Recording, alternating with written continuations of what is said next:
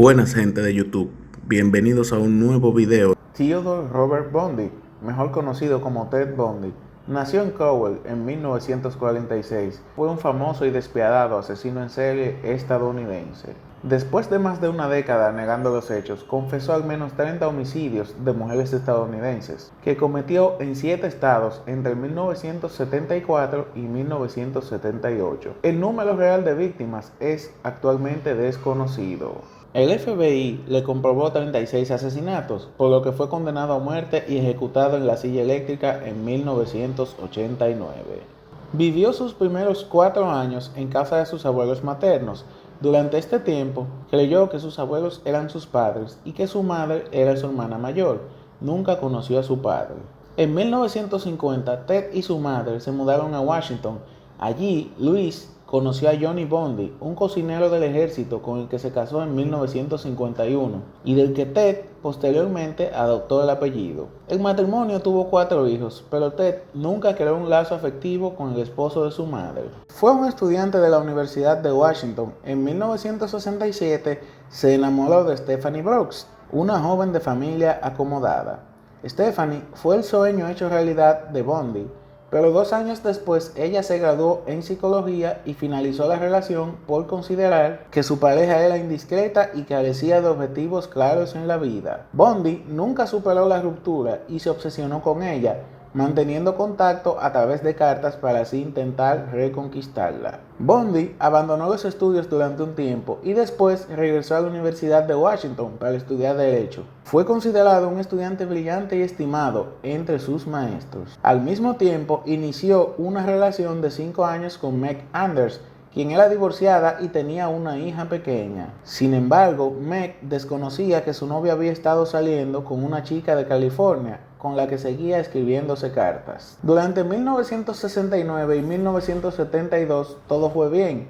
Envió solicitudes de admisión a escuelas de derecho y estuvo involucrado en actividades comunitarias. Incluso obtuvo un reconocimiento de la policía por salvar a un niño de 3 años de morir ahogado. También se relacionó con figuras importantes del Partido Republicano. Todo eso fue cambiando en 1973, cuando se reencontró con Stephanie, su primera novia, con la que mantuvo una relación que duró entre el verano e invierno de ese mismo año. Al final, Bundy la abandonó sin que ella volviera a saber más nunca de él. Antes de comenzar a asesinar, perpetró una serie de robos en casas y comercios. El 4 de enero de 1974, entró en el cuarto de la universitaria Johnny Lenz, de 18 años. La golpeó con una palanca de metal y abusó de ella utilizando la pata de una cama. Al día siguiente, la chica fue hallada mal herida y sobrevivió con un daño permanente. Bundy tenía 27 años. 27 días después, atacó a la estudiante de psicología de la Universidad de Washington, Linda Ann Healy, de 21 años. Bundy entró en su dormitorio, la dejó inconsciente con un golpe y la sacó de la escuela. Nadie notó la ausencia de la joven hasta el día siguiente. La policía no estableció ninguna conexión entre las dos agresiones y tampoco se hicieron mayores pruebas ni estudios en la escena del crimen. Los restos de Linda fueron descubiertos un año después en una montaña cercana. Durante el año 1974 desaparecieron varias universitarias y madres jóvenes. Se calcula que fueron unas 8 víctimas a las que atacó de noche, hasta que comenzó a hacerlo de día. La policía había iniciado una investigación y contaba con descripciones acerca del hombre que solicitaba ayuda a chicas que luego jamás volvían a ser vistas. El individuo utilizaba como señuelo ir cargado con libros y llevar un brazo enyesado para pedir ayuda. También hubo testigos que observaron a un hombre que solía tener problemas para arrancar su Volkswagen, el cual había sido visto rondando en el sitio donde desaparecieron 2 de las jóvenes asesinadas. El 9 de febrero de 1974, Carol Valenzuela, de 20 años, desapareció de Vancouver, Canadá. Su cadáver no fue descubierto hasta el mes de octubre junto a otro cuerpo sin identificar. El 12 de marzo de 1974, Donna Manson, de 19 años, fue vista por última vez mientras iba a un concierto de jazz en el campus de la universidad en la que estudiaba. El 17 de abril de ese mismo año, Susan Rancourt, de 18 años, caminaba por los jardines del Central Washington State College cuando desapareció. Un mes más tarde, desapareció Roberta Parks, de 20 años, quien había quedado con unas amigas para tomar café. Nunca llegó. Parks se encontró con un hombre aparentemente lesionado que le pidió ayuda para subir unas cosas a su auto. Jamás fue vista de nuevo. El 1 de junio de 1974, Brenda Ball, de 22 años, salió de la taberna Flame en Washington después de comentar a sus amigos que iba a buscar a alguien que la llevara a California. La última vez que la vieron, estaba hablando con un hombre con el brazo con un cabestrillo. 19 días más tarde se descubrió que Val nunca llegó a su destino. El 11 de junio de 1974, Jordan Hawkins, de 18 años, perteneciente a la fraternidad Kappa Alpha Theta de Seattle, desapareció luego de despedirse de su novio e ir a buscar unos libros para un examen de español. Su compañera de habitación y la encargada del dormitorio reportaron su desaparición a la mañana siguiente. El 14 de julio del mismo año, la universitaria Janice Ott dejó una nota a su compañera de habitación, avisándole que se iba en bicicleta al parque del lago Sammamish. Allí se le vio conversar con un hombre que tenía el brazo enyesado y le pedía ayuda para cargar libros en su auto. Días después volvió al mismo parque y secuestró a Denise Naslund, la cual pasaba el día con su novio y amigos. Los restos de Janice y Denise fueron encontrados en agosto de 1974 en el mismo lago Sammamish. Bundy despistaba a la policía porque sabía cómo cambiar su aspecto físico. Se cambiaba el peinado, se dejaba crecer barba y bigote o se los afeitaba. También cambió de residencia y se mudó a Utah, donde en 1974 se matriculó como estudiante de Derecho de la Universidad de Utah. El 2 de octubre de 1974 asesinó a Nancy Wilcox, de 16 años, cuando se acercaba a una tienda de su barrio. Su cuerpo nunca fue hallado. El 11 de octubre de 1974, Rhonda Stapley, un estudiante de farmacia de 21 años, esperaba el autobús que le llevara a la facultad cuando Ted Bundy se ofreció en su Volkswagen a acercarla allí. Con la excusa de ir al zoológico, estacionó el vehículo en un lugar apartado y abusó sexualmente de la chica durante horas, a la vez que la asfixiaba y aflojaba la presión para que se mantuviera con vida. En un momento en que Ted regresó al vehículo, consiguió escapar y llegar a la facultad, pero en vez de denunciarlo, lo ocultó durante 40 años por miedo a ser rechazada. El 18 de octubre de 1974, secuestró a Melissa Smith, la hija del sheriff local. La secuestró mientras ella iba a pasar la noche en casa de una amiga. Su cadáver fue encontrado 9 días después en Summit Park, después de ser torturada y abusar de ella sexualmente durante 5 días. El 30 de octubre de ese mismo año, desapareció Laura Aimee, de 17 años, cuando volvía de una fiesta de Halloween. Su cadáver fue encontrado en los montes Wasatch, mostrando signos de haber sido golpeada en la cabeza con un objeto metálico y abusada sexualmente. Sin embargo, parecía que Bundy conocía a la muchacha, debido a que hubo muchos testigos, amigos, que le contaron a la policía que estuvo acosándola y apareciéndose en lugares que la muchacha conocía y frecuentaba. La policía inició una investigación y descubrió similitudes en el modus operandi con algunos asesinatos ocurridos en Washington. Entre ambas comisarías hicieron un retrato robot del posible aspecto que tendría el asesino. El 8 de noviembre de 1974, Bundy se acercó a Carol Daronch en el Fashion Palace Mall en Murray, Utah.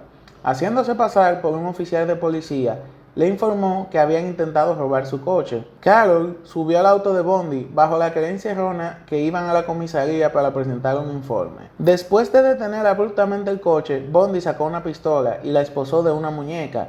Ella luchó y consiguió apartarse antes de que Bundy pudiera fijar el otro extremo de las esposas. Ella lo golpeó en la cara y salió corriendo. Consiguió que un conductor que pasaba la llevara al departamento de policía. En la comisaría, Carol narró lo sucedido y así se obtuvo la descripción del hombre, del vehículo y del tipo de sangre del atacante. Esa misma noche, 8 de noviembre, Debbie Kent, de 17 años, desapareció del aparcamiento del Instituto Escolar de Beaumont, donde había acudido a ver una obra de teatro. Sus familiares, preocupados por la tardanza de Debbie, llamaron a la policía. Tras una búsqueda por el estacionamiento, encontraron la llave de un par de esposas. La llave pertenecía a las esposas con las que horas antes se había presentado Carol Daronch en la estación de policía.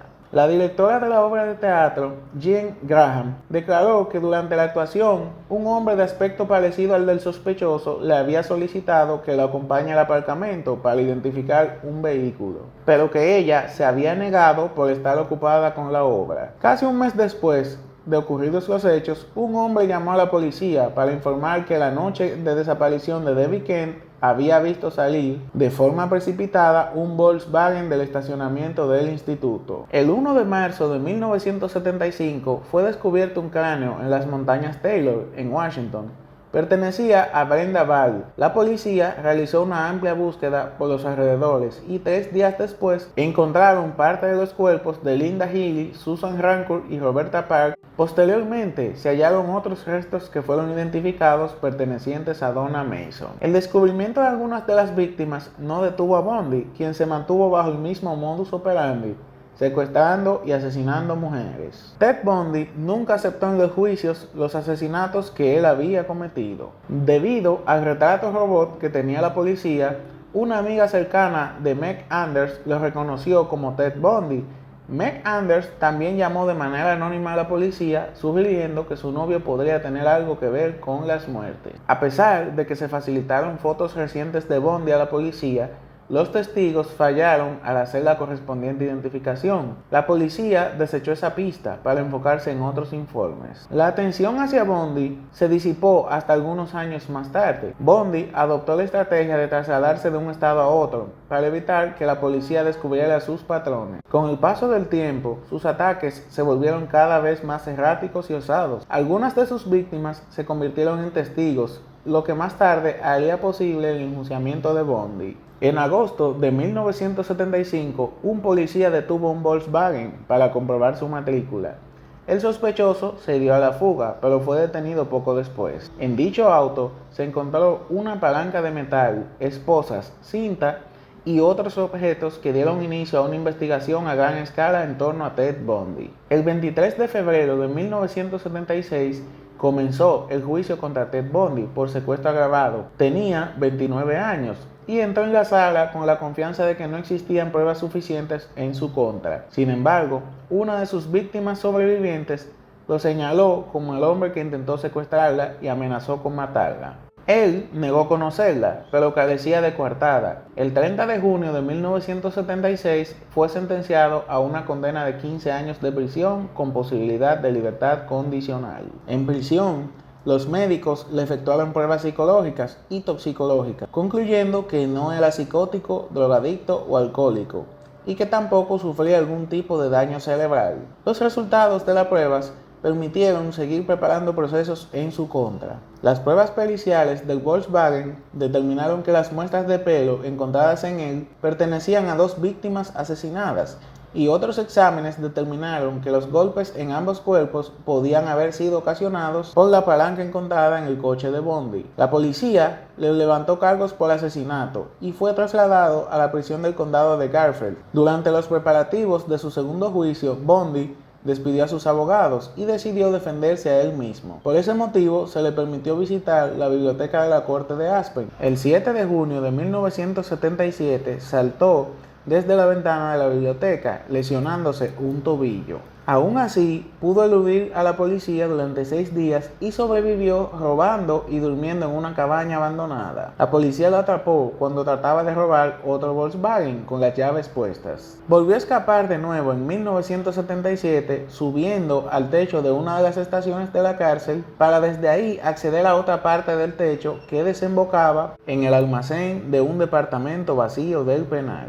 Esperó a que no hubiera nadie cerca y salió por la puerta delantera de uno de los departamentos de los funcionarios de prisiones. Hasta la mañana siguiente, pasadas 15 horas, no se dieron cuenta de su desaparición. Esta vez huyó a Chicago y Florida, usando el seudónimo Kenneth Misner. En 1978, el edificio de la fraternidad Chi Omega de la Universidad de Florida estaba semivacío cuando Nita volvió en la madrugada. Le extrañó que la puerta estuviera abierta y decidió esconderse. Vio salir del edificio a un hombre con una gorra azul y una carpeta envuelta en un trapo, creyendo que habían asaltado la fraternidad. Fue en busca de su compañera, Karen Chandler, a la que encontró tambaleándose por el pasillo, herida gravemente. Otra compañera, Kathy Kleiner, fue hallada con vida, aunque mal herida en su cuarto. No lejos de allí, Bundy atacó a Cheryl Thomas, quien sobrevivió a una paliza brutal.